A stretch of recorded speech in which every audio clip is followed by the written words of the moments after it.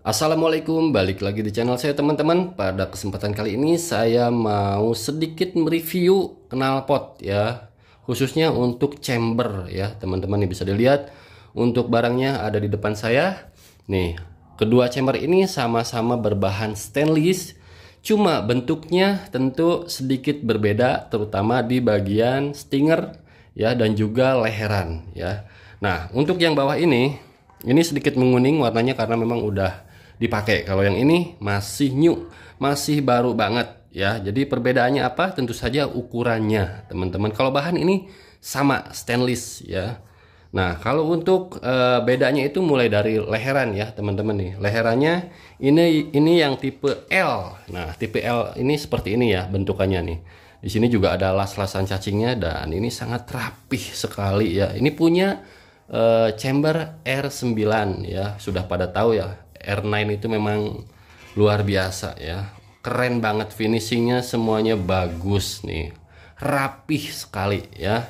Jadi ini yang tipe C ya, dan ini standar ya, bukan yang Cobra atau Super Cobra. Jadi ini untuk standaran ya, jadi masih pakai step ya. Nah sedangkan yang ini yang di atas ini ya, yang satunya lagi ini yang tipe C ya, untuk leherannya nih bisa dilihat. Ini leherannya tipe C, jadi kayak gini, presan tanpa las-lasan cacing kayak gini ya. Ini las-lasannya minim banget ya, dikit banget. Nih, ini untuk stingernya ini Cobra ya, jadi lebih ke atas. Nih bisa dilihat, bisa dibandingkan sama yang ini, yang bawah tuh. Kelihatan beda ya, dari tekukannya pun beda ya. Jadi ini knalpotnya lebih ke atas dikit nih, seperti yang saya pakai nih di depan. Nah ini dia. Nah ini tipe Cobra sama, cuma ini yang galvanis, jadi nanti kayak gini ya untuk tampilannya. Jadi knalpotnya sedikit ke atas. Kalau yang Super Cobra itu bisa ke atas banget. Nah sekarang saya mau sedikit mereview mengenai kelebihan dan kekurangannya ya. Nih, dari dua knalpot ini ya, dengan ukuran yang sama ya. Ini beda ya, kalau yang saya pakai sama 40,5 dan ini 40 ya. Ini untuk spek standar, ini enak banget, akselerasinya dapat banget ya tentunya. Tapi balik lagi ke settingan ya. Tapi yang udah upgrade mesin ya, biasanya ini ya, biasanya itu si ukuran chamber akan menyesuaikan. Contohnya dari yang 40 ya, ini yang 40 kalau spek standar ya. Yang 40 biasanya kalau si mesinnya udah upgrade ya, teman-teman, biasanya akan naik ke 40,5 atau 41 ya. Itu udah maksimal kalau menurut saya ya, untuk spek yang porting harian lah ya. Nah, di sini saya sedikit mengulas ke performa ya.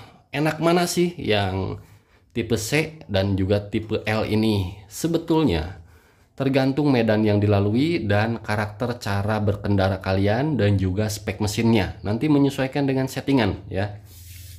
Tapi dengan spek mesin yang udah portingan, yang udah upgrade, yang non standar, itu saya rekomendasikan sih lebih ke C aja, karena enak ya bawaannya itu. RPM atas itu lebih pol lagi ya, lebih up lagi, si powernya itu lebih enak, apalagi yang presan. Sebetulnya saya belum pernah coba ya, biasanya yang leheran C nya yang saya pakai yang di motor itu yang ada las-lasan cacingnya, karena knalpotnya galvanis teman-teman tuh ya, galvanis punya ABRT. Tapi untuk tipe leherannya sama C.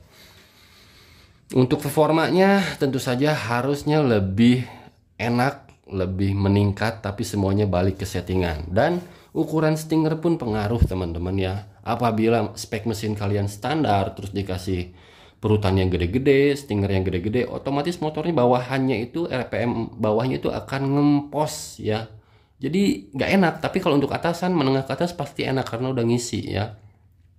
Jadi butuh kompresi yang lebih padat lagi kalau misalkan perutan yang gede-gede ya, biasanya dipakai untuk motor-motor drag. Tapi kalau untuk harian stop and go, saya rasa jangan yang gede-gede, malah nggak enak bawahannya nanti ya.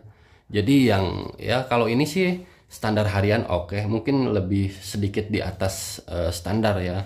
Tapi balik lagi ke settingan dan cara berkendara kalian. Kalau cara cara bawa motornya kalian itu ngurut, macet-macet, stop and go, rasa-rasanya masih cukup di knalpot yang ini ya. Jadi ini knalpot yang ukurannya itu enggak terlalu besar. Kalau orinya RR itu di 39, ini 40 ya, dan leherannya pun leheran tipe L ya. Terus ini stingernya juga landai seperti orinya, dan ini ukurannya cuma 26 ya. Jadi untuk spek harian lah ya. Tapi kalau harian jengat, saya nyebutnya harian jengat aja ya, kalian boleh mengupgrade ukurannya ke 40,5 atau 41. Kalau saya sih cenderung karena tinggal di daerah yang padat, jadi saya nggak up ke 41 ya, karena nanti bawahnya kurang enak ya, torsinya, akselerasinya. Jadi pakai yang 40,5 pertengahan. Terus stingernya juga saya masih pakai yang 26 ya. Kenapa nggak 28? Karena jarang banget main atasan ya, kecuali untuk motor-motor drag race mungkin itu butuh ya. Nah, tapi ada kelebihannya ya, walaupun stingernya di belakang itu 26 ya teman-teman, saya pakai yang tipe C karena exhaust itu jadi ngebuangnya lebih flow lagi, lebih enak lagi, lebih bablas lah ya. Karena semakin banyak las-lasan cacing atau tekuk-tekukan itu sedikit menghambat ya, jadi ada turbulensi ya di sini nih. Tapi is okay, keduanya masing-masing punya kelebihan dan kekurangan. Nah, tapi yang saya pakai ini kelebihannya banyak banget nih, yang galvanis ya ini. Itu memang dari segi performa itu lebih nampol sih, lebih ngejambak. Minusnya cuma satu. Minusnya itu burik kelihatannya ya, karena memang galvanis plat karat ya, jadi agak susah perawatannya ini, kecuali dicat itu pun akan balik ke semula. Tapi kalau untuk stainless itu perawatannya mudah banget, tinggal dikasih WD, kasih bensin, dilap, udah kinclong lagi ya. Cuma mungkin sedikit menguning, tergantung bahan stainless kalian. Lama-lama ya kuning juga ya kalau pemakaian buat harian, sering dipakai motornya ya, otomatis lebih cepat kuning. Tapi nggak tahu kalau misalkan ada stainless bisa dibalikin lagi warnanya ya, saya nggak tahu. Ada sih pakai braso atau apa ya, pokoknya dipoles lagi bisa juga sih, tapi mungkin nggak seperti baru juga gitu. Tapi kuningnya kuning wajar dan kuningnya masih tetap bersih ya. Jadi kesimpulannya, yang paling rekomendasi yang mana ya? Mau kalian pakai yang gambot ya, knalpotnya tipe C atau tipe L, mau yang galvanis, semuanya punya kekurangan dan kelebihan. Dan balik lagi ke kebutuhan kalian, mau pakainya yang mana ya, yang sesuai dengan spek mesin kalian, yang sesuai dengan medan atau trek yang dilalui, yang sesuai dengan gaya berkendara kalian. Karena nggak semua orang cocok pakai knalpot yang chambernya gede-gede atau yang C ya.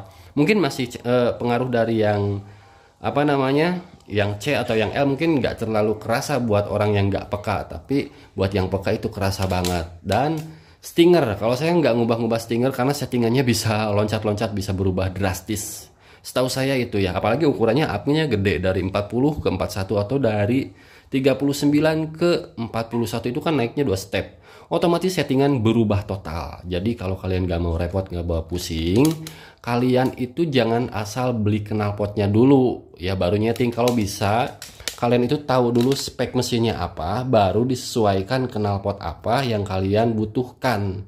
Itu sih kalau males nyeting, paling nanti larinya nggak jauh-jauh lah ya. Dan saya ini gunain ABRT juga udah cukup lama, dan performanya udah dapat banget, udah enak banget, udah jos banget. Cuma tampilan aja burik ya, hitam. Tapi kalau ya sebenarnya selera sih ya, karena ini untungnya RR jadi ketutup fairing. Kalau pakai Ninja R SS itu wajib pakai yang stainless, karena biar bersih aja, karena nggak kelihatan kotor. Kalau kotor kan mengganggu estetika ya teman-teman. Untuk tambahan satu lagi nih, untuk silencer saya pakai setia dengan karbon, karena memang menyerap suara, terus lebih bulat suaranya dan lebih ya, enak aja. Pokoknya didengarnya tuh khas banget kalau yang karbon-karbon. Tapi tergantung karbon apa dulu ya. Karena macam-macam juga, ada harga, ada kualitas intinya itu ya. Tapi kalau untuk stainless juga sama, ada yang premiumnya, ada yang biasanya. Jadi ya semuanya balik ke budget masing-masing ya teman-teman. Tapi kalau disuruh milih yang mana ya saya pilih keduanya bagus. Cuma kalau disuruh pilih mana sih yang lebih rapih ya secara finishing, tentu R9 udah juara sih. Menurut saya sih udah sangat, ini teknologinya udah keren banget, las-lasannya nih bisa dilihat. Tuh, presisi banget, enak aja gitu dilihatnya ya. Setiap sambungan-sambungannya itu hampir nggak kelihatan. Tuh, pokoknya juara sih, bagus banget ya.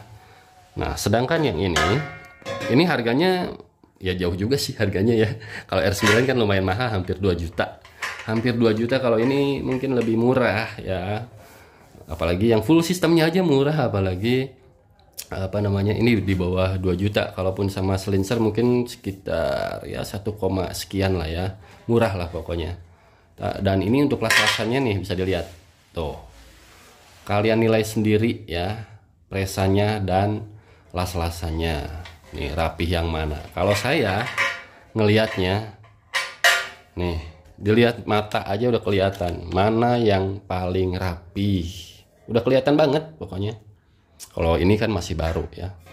Tapi ya ada harga, ada kualitas sih ya. Jadi semuanya balik ke budget masing-masing. Oke, mungkin itu saja yang bisa saya review di kesempatan kali ini. Mudah-mudahan bermanfaat. Jangan lupa like, comment, and subscribe. Assalamualaikum.